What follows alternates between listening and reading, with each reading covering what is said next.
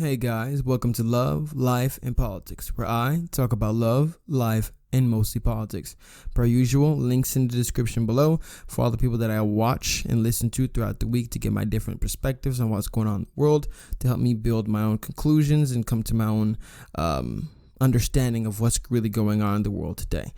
Also, I now have a subscribe star for those who want to support the channel and help it grow. Please check out the link in the description below.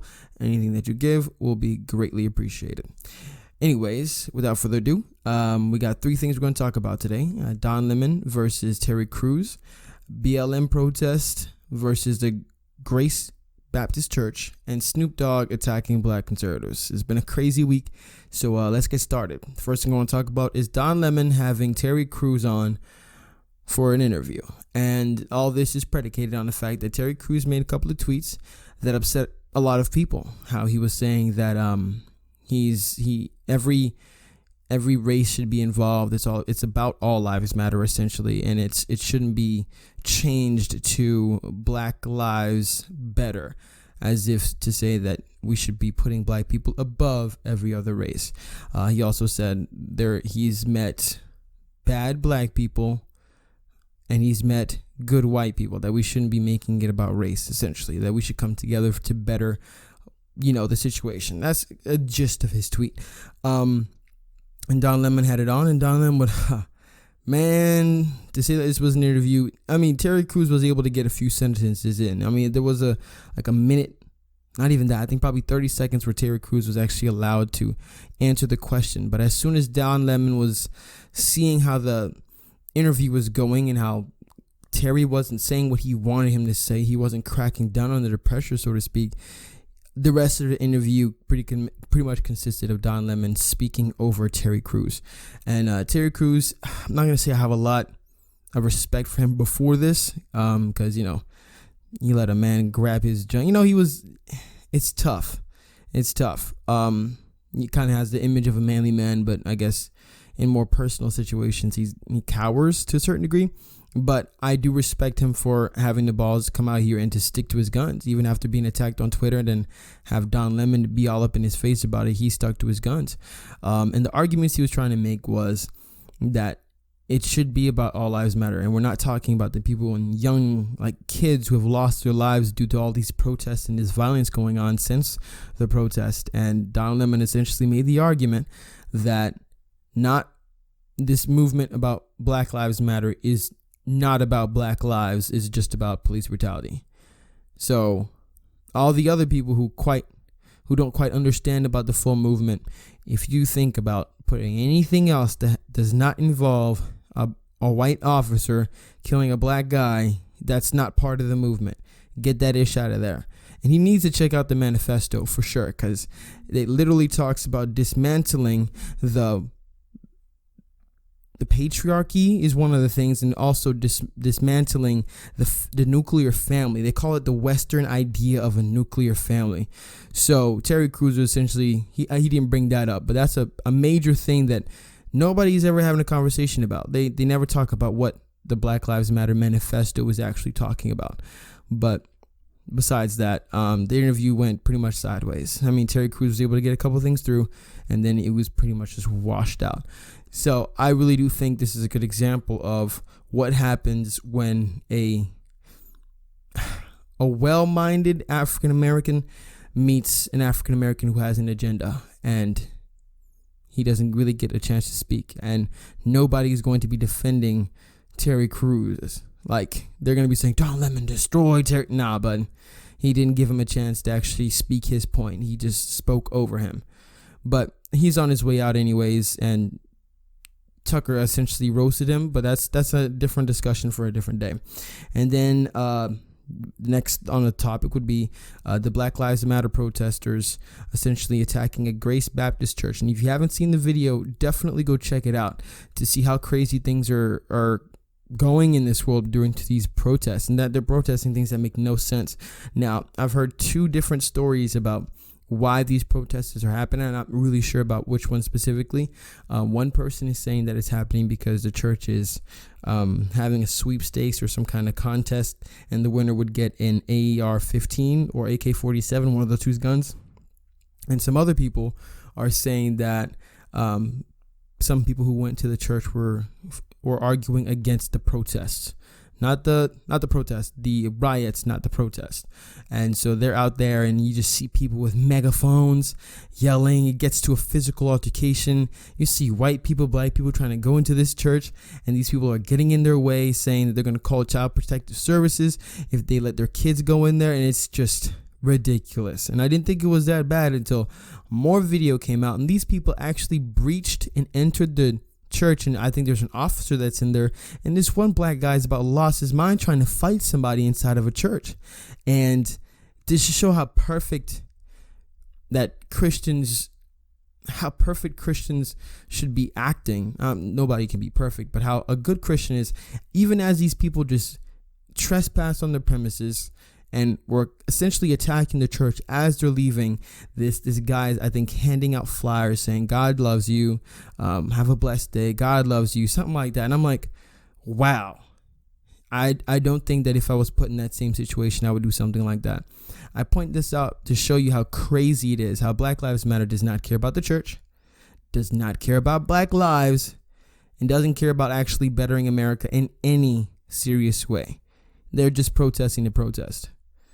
Like, it doesn't make any sense to me. Like, you can see that the tides are changing because your movement now is having more of a negative connotation. You had the chance with those hours right after George Floyd passed to make some serious moves. Everybody was united, and honestly, you probably could have passed just about anything involving police at that point. I don't agree with some of the things that they're trying to pass, but definitely there would have been some unifying messages and pushes, but you guys blew it by blowing everything up. So it is just another story among the hundreds. I'm sure there's probably thousands of people going too far and making their movement look horrible. And I do think that it's going to fizzle out, and that the world is going to now have a negative connotation when it comes to Black Lives Matter, which is originally, I'm always been about that all lives matter. I understand to a certain degree why people try to spring that up, but numbers don't back you. Real world doesn't back you. And all lives do matter. When you say all lives matter, it breathes unity. It breathes togetherness. When you say Black Lives Matter, by definition, it sounds exclusionary. And yes, the leftists, they've already started trying to push legislation to walk back civil rights protection so that they can discriminate against white people in California. It's just crazy. And this church situation is just showing how crazy things really are getting in the world today. The last thing I want to talk about is Snoop Dogg attacking black conservatives. So he essentially posted this meme, and instead of is it Brady Bunch? He called it the COON bunch.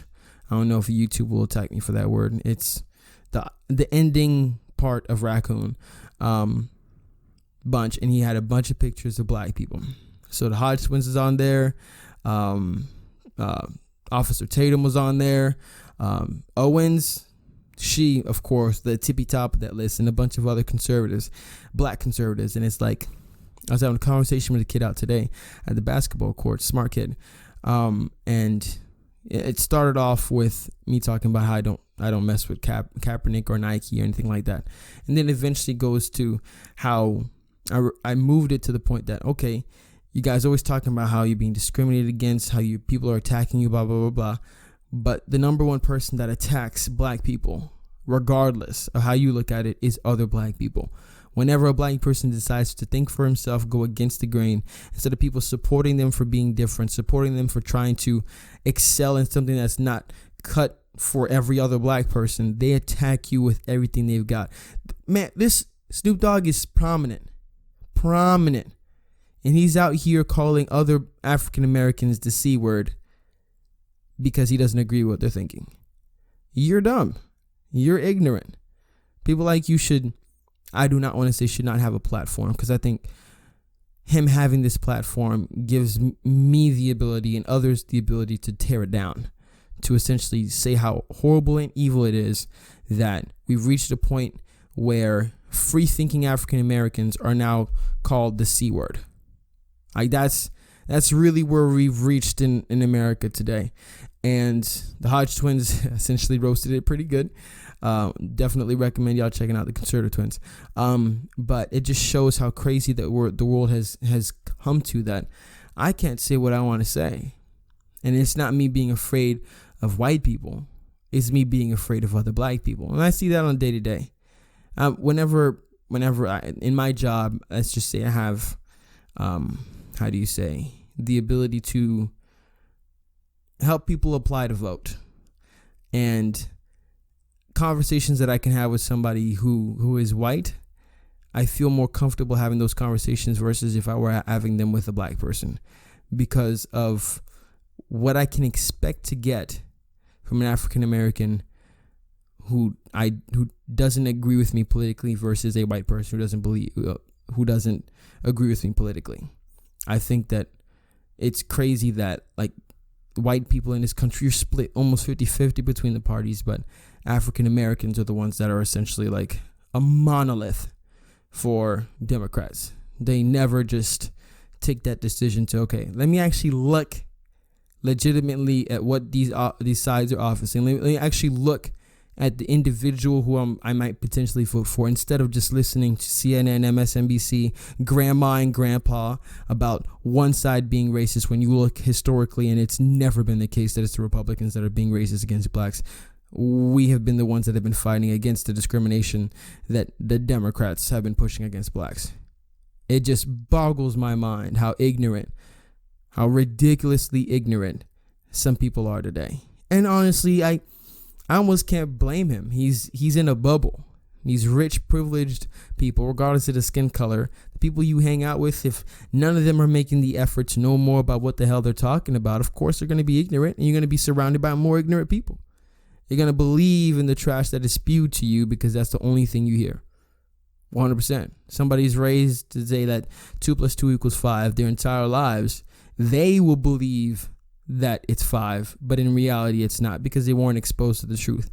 And I think with especially Kanye jumping into the race, saying that he would have run as a Republican, I think more black people are going to start waking up to it. They're going to stop. Hey, listen, let me really look at what's going on. Right now, we've been too comfortable. We have every 4 years people begging for our votes. Actually, not even begging for it. Like what Biden said, he just expects it. And we just expect to be voting for them because they feed us the same, the other side is racist, the other side is prejudiced, the other side is racist, the other side is prejudiced, the other side doesn't care about you. That same BS over and over and over and over and over again. And I think African Americans are going to start waking up, and I think Trump's going to win. And I think in 2024, that's going to be a tough one. That's going to be a tough one. But I do think that it's going to cause more people to have a serious conversation about why black people just always vote Democrat all the time when no other group votes to the extent that they do for one party like that. No other group. Especially if you look at history and see that literally since day one, like the inception of the Republican Party was like to end slavery. Like, it just boggles people's mind. I think it's been a very good mental manipulation of the African American community. 100%. We've been manipulated to think that we have to vote one way, one certain way, and there's no other way to vote that way. You know, like, it's ridiculous to me, but it is the way it is. That's the big 3 things that have kind of hit got my attention. Something that I really want to talk about throughout the week. I'm going to start trying to do 2 videos, not a day, but a week, having something a bit more lengthy and more that I can focus on and really do some research on and really like press and discuss like one thing instead of having 3 things all the time. Anyways, I appreciate you guys for listening to the podcast, to the episode, and I hope that you're able to donate, help grow the channel in any way that you see fit. I got the book, link in the description. I got my subscribe score, link in the description. And I hope all you guys have a blessed one. Stay safe.